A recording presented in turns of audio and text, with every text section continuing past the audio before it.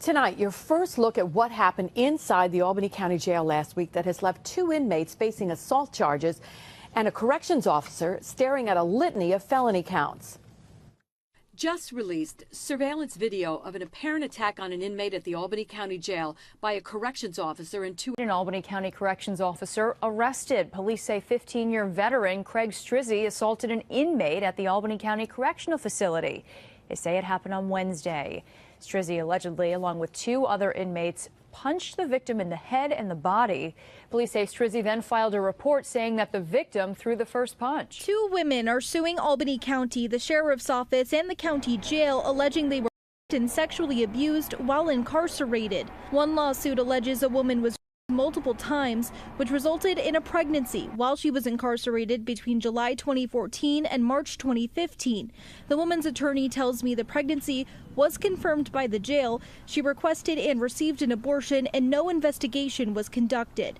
In another lawsuit, a woman was allegedly by a corrections officer in February 2018. The complaint points to a lack of action following the woman reporting the assault.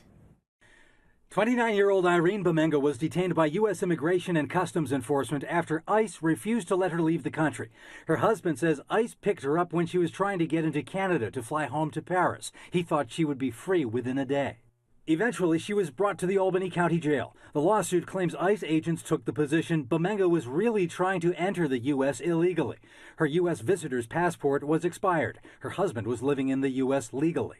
According to the lawsuit, Bamenga needed to take medicine for chronic congestive heart failure. The lawsuit says everyone named in the lawsuit knew about her condition and had her medicine, but didn't do what they should have done to make sure she got it. Sheriff Craig Apple is among those named. He told me only that he thinks his office will not be found liable. Inmates at the Albany County Correctional Facility are now arrested for allegedly inciting a riot inside the prison. According to the Albany County Sheriff's Office, the 12 inmates tied off gates to a specific part of the jail yesterday. The inmates are then accused of grabbing brooms and mops, threatening to use them as weapons. The sheriff's office says they also put soap and water on the floor to make it harder for corrections officers to stop them. Albany County Correctional Facility has drawn sharp criticism for alleged abuse in unsafe conditions. In August 2025, a corrections officer was arrested and charged with assaulting a handcuffed detainee, an incident that amplified long-standing complaints from advocates who say prisoners have been beaten, denied medical care, and held in unsanitary units. Civil rights groups have since rallied for independent civilian oversight, pointing to cases like Marky Norwood's 2024 lawsuit, which alleges he was swarmed by officers, beaten unconscious, pepper sprayed, and hospitalized with a fractured eye socket. Claims that spurred protests and a legislative jail tour where several county lawmakers described conditions as deplorable.